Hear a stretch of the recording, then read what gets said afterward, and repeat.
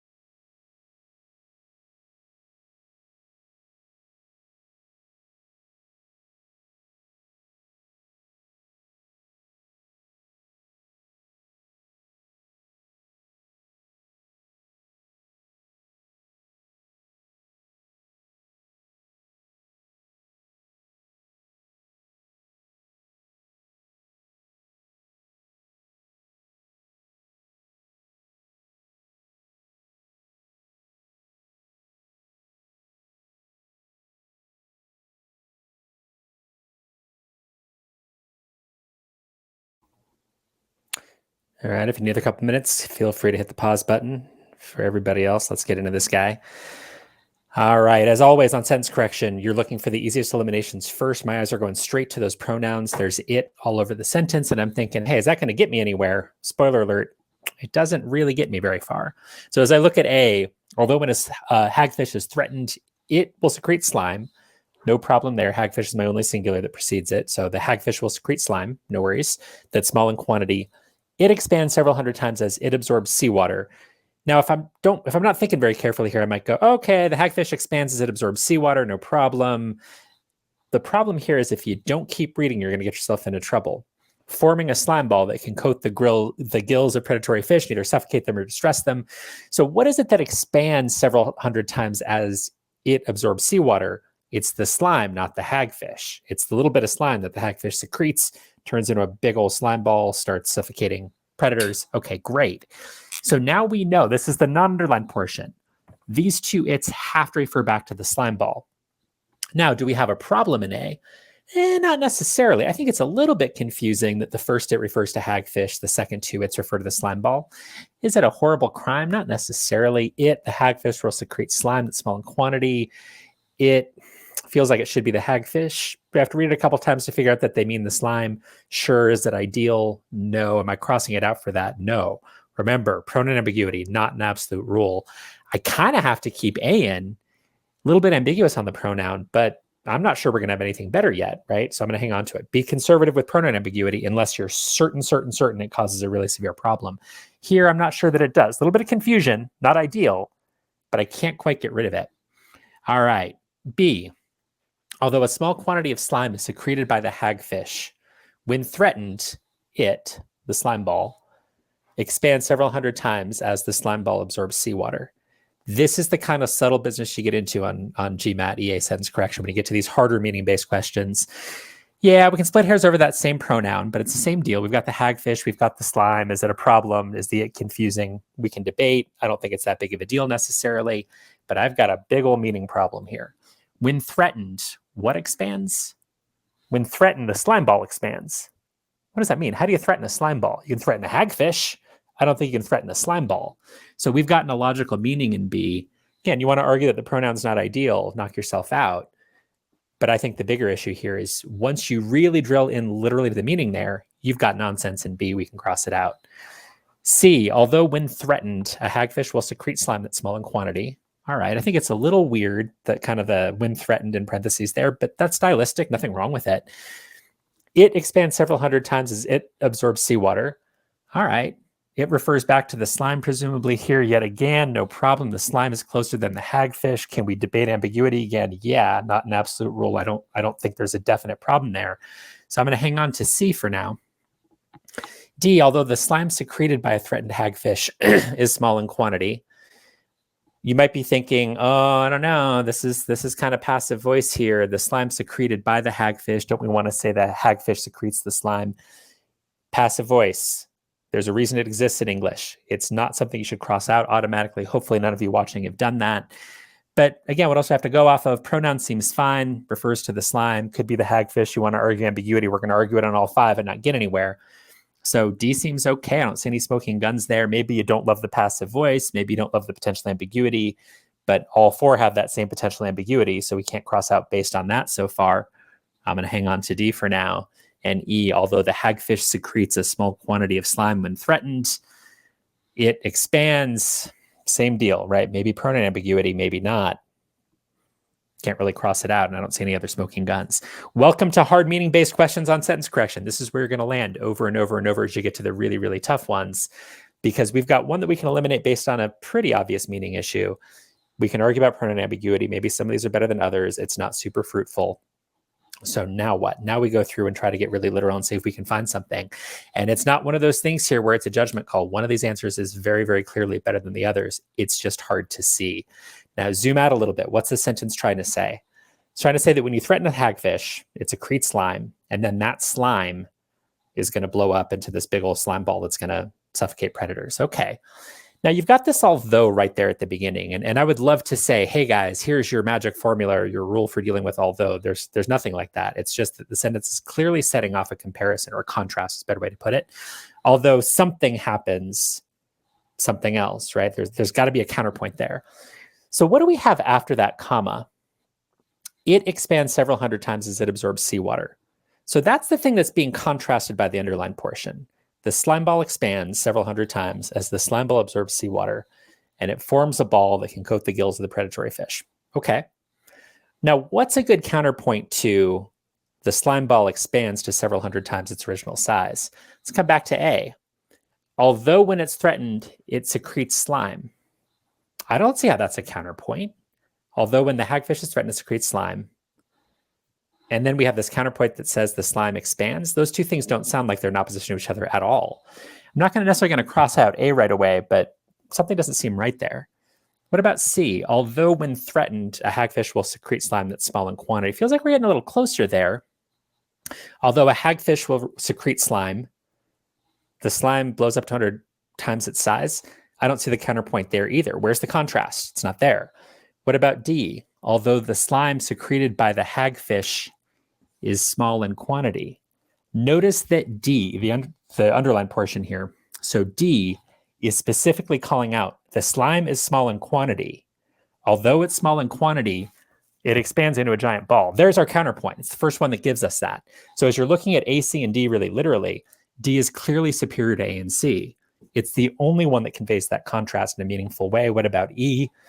Although the hagfish secretes a small quantity of slime when threatened, again, we're not emphasizing the quantity, which is what we're looking for. For this sentence to make sense, the clause beginning with although has to emphasize the size of the slime ball. Although it's a tiny bit of slime, it expands several hundred times and forms this giant ball. E doesn't take care of that either. Although the hagfish secretes some slime, which by the way is small, it expands. That counterpoint doesn't make a whole lot of sense either. And we've got D as our winner because it's the only one that properly emphasizes, although the slime is small, it expands several hundred times and can cause trouble for predators. Now, again, notice, maybe you don't love this passive voice. We're not saying the hagfish secretes the slime. It's saying the slime secreted by a threatened hagfish, passive voice. Again, not a crime on the GMAT. If you're automatically eliminating that, which is something that you'll see sometimes on the internet, passive voice bad. Nope. Passive voice exists for a reason. If there's a good reason to use it, no problem at all. All right, hope you're having fun. 3 more questions to go. Enjoy.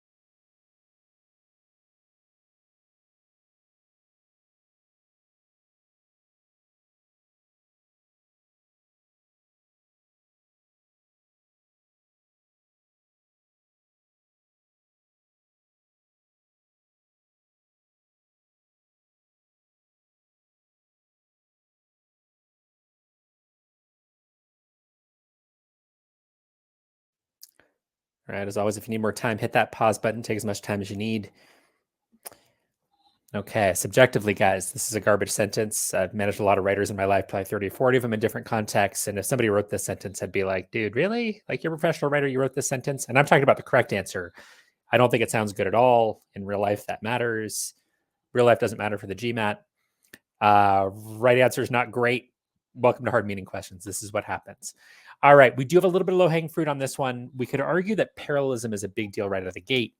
Hopefully this and jumps off the page at you right after the underlined portion. And partly because crossbreeding is said to provide hybrid vigor. Now you see that partly and go, well, wait a minute, then why the heck do we have the in part right here? So in part that something happens and partly because of something else. That's not great. Now we could argue maybe you shouldn't overreact to it. I think here I'm pretty comfortable saying, yeah, that's not great. I'm going to cross out A. I'm going to cross out B as well. I'll also address some of the other bits of A and B implicitly as we talk through C, D, and E. Now, all three of these, again, I think they sound terrible, partly because of their steers acquiring certain characteristics. D, partly because certain characteristics should be acquired by their steers, and E, partly to acquire certain characteristics in their steers. Just my opinion. Take it with as many grains of salt as you wish. I think these all sound awful. Now, what do? Put that out of your head. Doesn't matter what it sounds like. Doesn't matter what you think of them. How can we be more literal and say, what exactly does this mean? What's the difference between these three?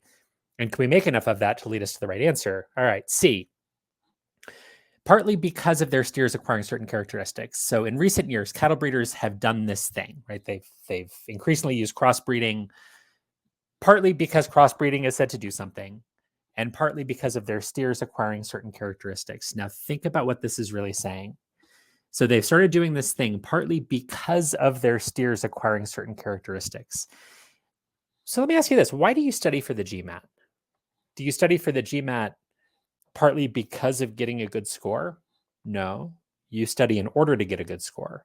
You don't study partly because of getting a good score. You can make a couple cases here. One is that this is kind of backward looking. So we're crossbreeding because the steers are already acquiring characteristics. And even then, even if we accept that as the intended meaning and say, well, maybe the steers already acquired some characteristics and we're trying to get rid of them or something. This is a really bizarre way to say it, partly because of the steers acquiring the characteristics, maybe partly because the steers acquired them. And even so, we've got a meaning issue that I think isn't great. If you want to be conservative, you could hang on to it. I would argue this is kind of nonsense. We're doing crossbreeding partly because of the steers acquiring the characteristics. Odd choice of wording there. And it's also just kind of backward looking. We're not doing it because they've acquired some characteristics or because of the steers acquiring the characteristics. We're using crossbreeding in order to give them certain characteristics. So C, I think you can cross out pretty safely.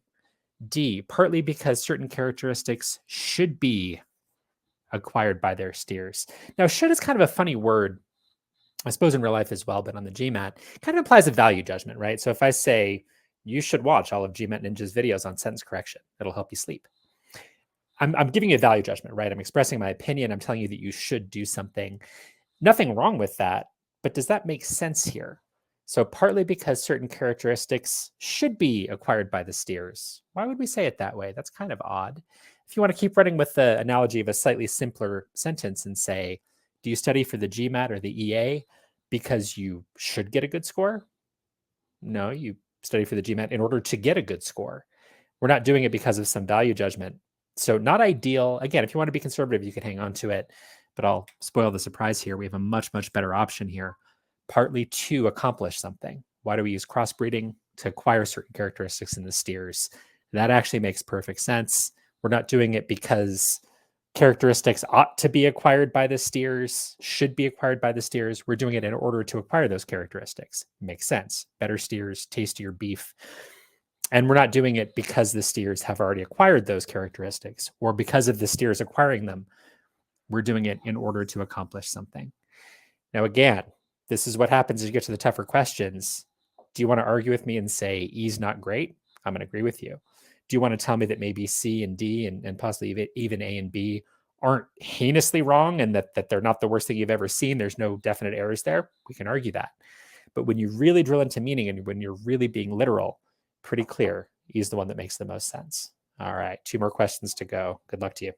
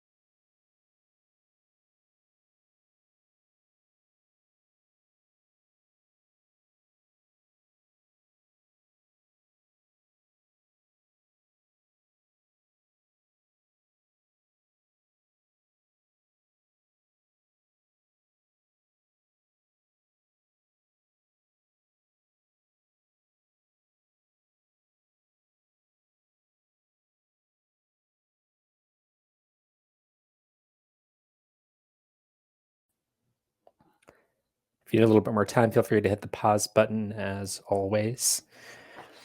Okay, one of the fun things about these harder meaning-based questions on sentence correction, sometimes your best answer isn't great. Sometimes your wrong answers aren't all that wrong. And sometimes what you have to do is just compare answer choices, see if you can parse some little tiny difference in meaning that's going to get you somewhere. This is a pretty classic case of it. All right. So the CEO diffused a situation that was quite tense with her public statement that the debacle was not Smith's fault. I'm going to argue there's no smoking guns there, no low-hanging fruit, no obvious subject-verb error, nothing like that. The one thing that catches my eye, and on my first pass, I'm not sure about it, a situation that was quite tense with her public statement. Now, with is a funny little word on the GMAT, funny little word in general. It's a pretty flexible modifier. Usually it suggests some sort of accompaniment. So I had a hamburger with cheese. In that case, it's a noun modifier, right? The with cheese modifies the hamburger. It could also be something that modifies a clause or a verb phrase. So we could say something like, I ate the hamburger with great enthusiasm. With great enthusiasm modifies the verb. My point in saying all that isn't that there's some ironclad rule with the word with, because there isn't. It can mean all sorts of things. It's got some flexibility, but usually it's going to suggest some sort of accompaniment. Might modify a verb, might modify a noun. Now, here as you look at this, my first thought, my first instinct is it sounds like this sentence is saying that the situation was quite tense, and that situation that was quite tense was somehow accompanied by her public statement. Maybe is that trying to say that the public statement caused the tense situation somehow? They somehow came together. Either way, that doesn't make a ton of sense, right? What is the with her public statement trying to modify? Well, it's the diffused, right? The public statement diffused the tense situation. But the way this is written, it kind of sounds like the tense situation was accompanied by this public statement, which doesn't make any sense. Now, first pass through, I'm not crossing that out automatically by any means. I'm just going, yeah, something seems a little funky. I don't think that meaning is totally clear. If I don't have a better option, maybe A is my answer. I'm going to hang on to A. But here's what happens a lot of the time. Once you start comparing answer choices, it becomes clear that there's something better. What about B? A situation that was quite tense, same as in A, by publicly stating, now we're in business. Now it's totally clear that she diffused this tense situation by publicly stating that debacle was not Smith's fault. Much, much better. When you compare A and B, no question about it. A, murky, debatable meaning as far as whether it's logical or not. B, crystal clear. A is out. One quick aside here, a question we get all the time. What about this comma? There's no comma here. There is a comma there. All I'm going to say about that is often commas are a judgment call. It's a matter of the style of the author. GMAT almost never tests you on the presence or absence of a comma. That's almost never a big issue. We talked about that a little bit in some of the previous videos.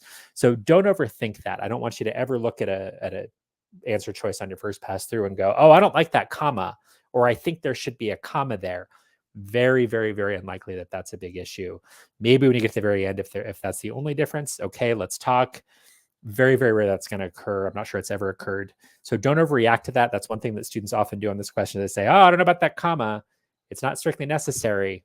We can argue about that, but it's not a deciding factor. And it very, very, very rarely, if ever, is a deciding factor on the GMAT. All right, on to C. Not a lot of differences here between B and C. The key difference, a situation that was quite tense and a situation, comma, which was quite tense. Now, again, kind of a rarity here. The difference here, essential versus non-essential modifier. What are we saying in C? Hey, the CEO diffused a situation. By the way, it happened to be quite tense. This is just extra information. Now, does that make sense? Is that what you want here? Not at all. The whole point of the sentence is a quite tense situation. The CEO diffuses it by publicly stating that it wasn't Smith's fault. This shouldn't be extra information. This should be an essential modifier here because we need to emphasize that situation was tense. It shouldn't be an aside. Smoking gun by itself, do you cross out C in an absolute vacuum? No. But if I have that choice between B and C, I got nothing else to go on. Without a doubt, B is going to be better than C here because it conveys that meaning much more logically. Really key to say that the situation was tense. Shouldn't be extra information. All right. D, CO diffused a quite tense situation with a public statement. So here we go again. It's that tense situation with a public statement, maybe even a worse version of it because with is right next to the situation. My first instinct is, yeah, the situation has a public statement attached to it. not what the sentence is saying at all. So again, if I didn't have B here, maybe I'm conservative, I keep D. But given that choice, I compare B and D. B makes a lot more sense. This was the mechanism. The public statement was the mechanism by which the CO diffused the situation. Here, a little bit confusing. Just confusing enough. B's better, D's out. E, pretty funky, probably the easiest one to eliminate, you could argue. So quite tense situation by publicly stating. Okay, we've got the by there. I'm good with that. But this phrase here, by publicly stating the debacle, it sounds like we're stating a debacle. Hey, I'm going to make a statement and it will have a debacle in it. I don't even know what I'm saying. That doesn't make any sense. So problem number one, by publicly stating the debacle, could almost eliminate it on that basis alone because it doesn't make any sense. We're stating that the debacle was not Smith's fault. We're not stating the debacle itself. Problem number one. Problem number two, this verb tense, man, I can't make any sense of it. Not to have been Smith's fault. I don't know why we're in the present perfect tense there. That doesn't really make any sense. Everything else is past tense. So I don't know why we're going to this tense that's going to indicate that the action started in the past, continues in the present. And then once we get this not to have been, now it gets super strange. So a bunch of reasons here to eliminate E. Clearly nowhere near as clear as B, and B is our winner. All right, one more question. Good luck to you.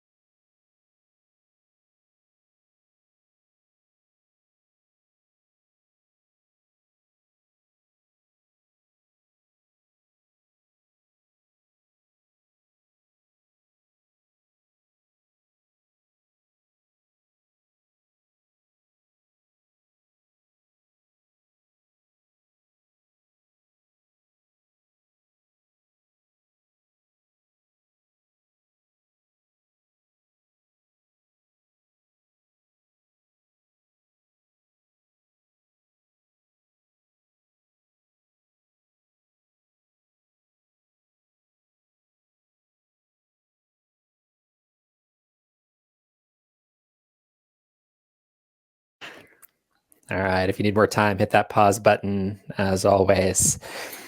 Okay, guys, thank you so much for bearing with us through 4 questions on this video. If you're struggling on these, you're struggling on a couple of them, please don't be ashamed at all. Again, think of this as kind of a capstone video. We're getting into some of these minor issues and a whole lot of these tricky meaning-based things. Again, test isn't out to get you here, but it can be really hard to spot those little differences in meaning. And I don't mean to imply that you're going to see a whole bunch of questions that are just like this. These are 4 that I handpicked because I think they're pretty tough, really make you dig into the meaning. And your test is unlikely to feel this way. If it does, you're probably doing great. So if you struggled on a lot of these 4 questions and your goal is something like a 40 on verbal on the GMAT, you're probably still in really good shape. So if you're taking a pounding here, don't take it too personally. It's not a sign of anything. These are really tough ones. So again, thinking everybody's made it this far. Lots of little issues that come up in this question. Part of why I picked on it. All sorts of little nuances, some of which matter, some of which don't really matter, some of which matter a lot, some matter a little bit. Real pain in the butt of a question, in my opinion. All right, Michaelangelo, it is believed. Here's an obscure little thing. You don't see it a whole ton on the GMAT. That it, hopefully your first reaction is, what does the it refer back to? Here it doesn't refer to anything. Now the question is that a problem? Not necessarily. We can debate. There's such a thing. It's called a dummy pronoun or a non-referential pronoun. Fancy way of saying that the it doesn't have to refer to anything.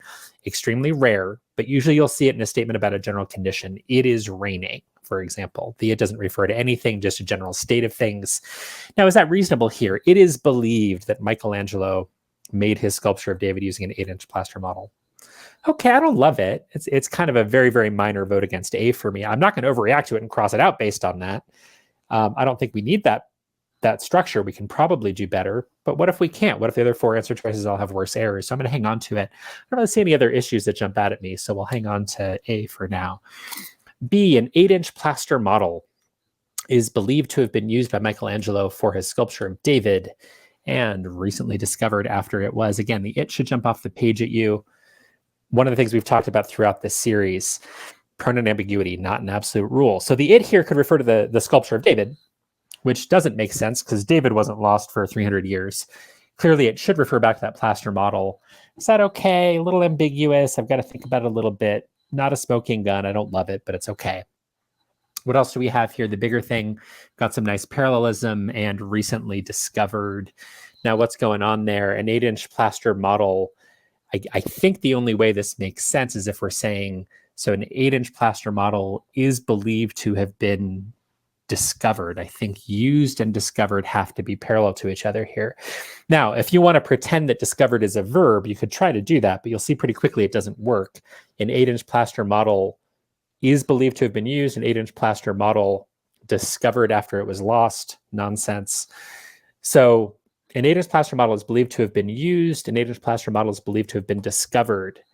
Think about that meaning-wise. So grammatically, I guess it's okay. Used and discovered, they're both ED modifiers here.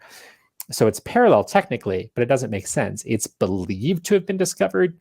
Either we found the thing or we didn't. It doesn't make sense to say it's believed to have been discovered. So for that reason, B doesn't make any sense. It's out. By the way, if you didn't know what I was doing there with the parallelism, I went through that pretty quickly. Check out our earlier videos on parallelism. I think Dana did a great job explaining how exactly to use that stem to your advantage. All right. Answer choice C, an 8-inch plaster model believed to have been used by Michaelangelo for a sculpture of David has been discovered. Plaster model has been discovered. Great. After having been lost for nearly 300 years. Notice no pronoun here. That's kind of nice. Does it mean I'm picking C and moving on? No, I got to do my homework here and make sure that it's right. Has been discovered. You might look at that verb tense and go, is that right? One of the things we've talked about in some of our previous videos on verb tenses, there's wiggle room. There's judgment calls in English sometimes when it comes to verb tense. Present perfect tense has been discovered implies an action that started in the past, continues in the present. Do I love it here? I don't love it. It's not my favorite thing, but it's okay. The sculpture has been discovered. So it was discovered at some point in the past, and we're still feeling its effects now. I guess we could say that. Same kind of way we talk about travel often in English, certainly in American English, we'll say things like, I have traveled to Singapore. Well, I'm not there right now, so why am I using that tense? It's a stylistic thing. It's okay. It's something that happened in the past. Apparently, it's still affecting me. You've got some wiggle room there. That's okay. After having been lost, people love to tell me that having been is awkward. Subjectively, I don't necessarily disagree. But logically, it's fine here. Having been lost for nearly 300 years, that having been needs to be an action that happens before something else. Having been lost for 300 years, more recently it was discovered. Okay, I'll buy that. Makes perfect sense. Meaning-wise, we're okay here. Some things stylistically I don't love, but guess what? All 5 answer choices have things I don't love. That doesn't matter. Meaning-wise, we're okay. C is still in play. D, it is believed that an 8-inch plaster model that Michaelangelo used for a sculpture of David and has been recently discovered after it was lost.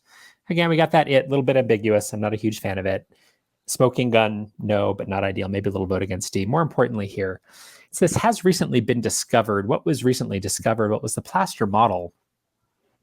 But this gets awfully funky. So the plaster model has recently been discovered, but then what is this and doing here? It suggests we have some sort of parallelism, and you can think about it 2 different ways. One is, I have no idea what the heck has recently been discovered could be parallel to. That's one way to think about it. And also, the way this is constructed, for this to make any sense, the has recently been discovered needs to be the verb for this subject, the plaster model, and that's not what we have here. So it's believed that, okay, fine. So an 8-inch plaster model, and then we modify it so that Michaelangelo used for a sculpture of David, just modifying the model. So it's believed that an 8-inch plaster model and has recently been discovered. That and makes absolutely no sense. No reason for the parallelism here. The parallelism doesn't work. And just as importantly, model's the subject of this clause. An 8-inch plaster model has recently been discovered.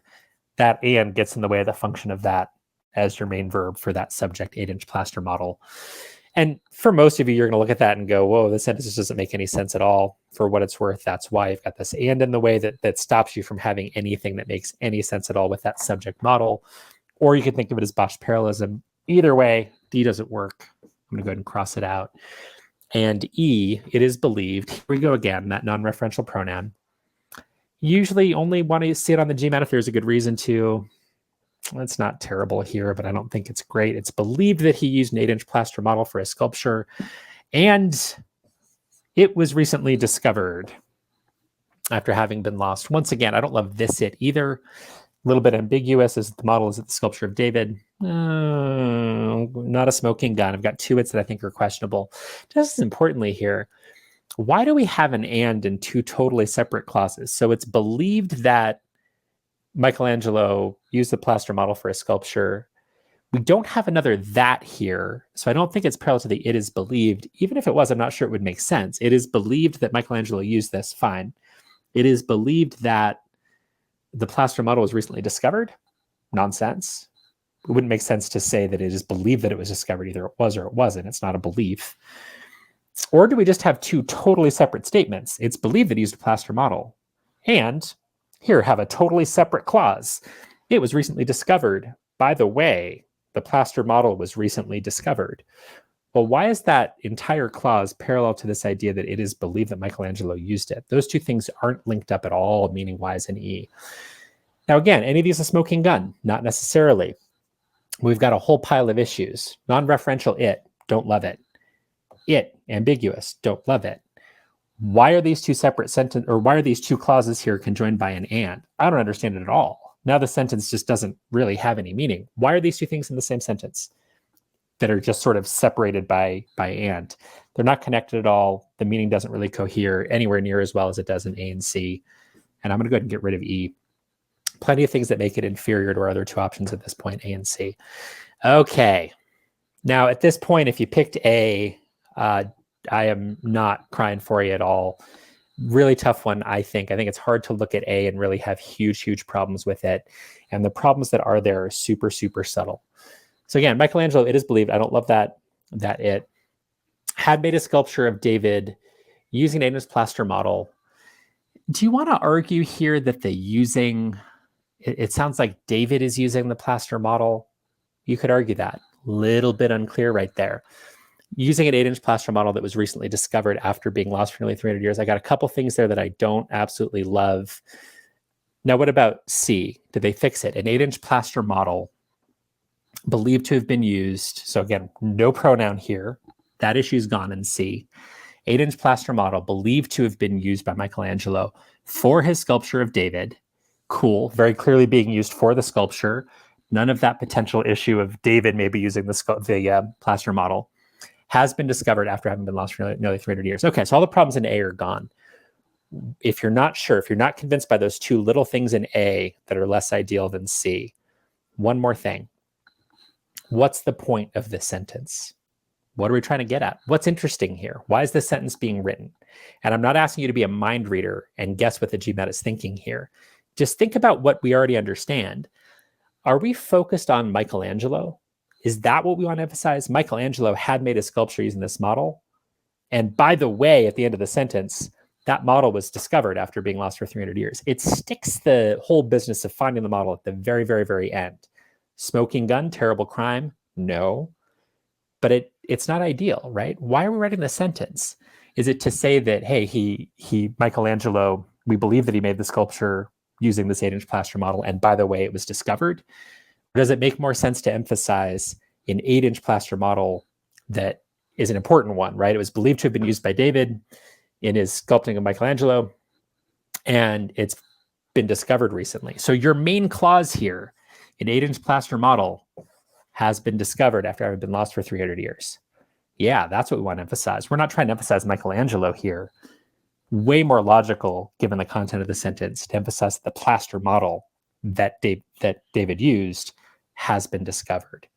So 3 super, super, super subtle issues. Unnecessary non-referential pronoun. Not necessarily wrong, but not ideal. Kind of a funky thing here with David using the plaster model. Is it definitely wrong? Nope again. And then you have the emphasis of the sentence that gets pretty funky. Are we emphasizing Michelangelo had made the sculpture? By the way, we found this plaster model he used. Or are we emphasizing that, hey, the plaster model's been found? Hey, it's an important one. It was used in the sculpture of Michelangelo. C makes more sense for those 3 reasons. And this is tough stuff, guys. There's not a lot you can look at in A and say, I am certain of it. But you have 3 different things that all go in the same direction. C is clearer, better than A. And that's what you're going to run into on the nastiest of these. All right. Thank you so much, everybody, for bearing with us. And all I can say at this point, if you've survived our entire series, congratulations. Thank you for watching us blah, blah about sentence correction for so long. Keep practicing and embrace the struggle. This is what it's going to feel like as you get to the really high level questions. If that only happens to you 2 or 3 times on your GMAT exam or 1 or 2 times on your EA, you're doing great. If you can get half of these right, you're in wonderful, wonderful shape to get a great score.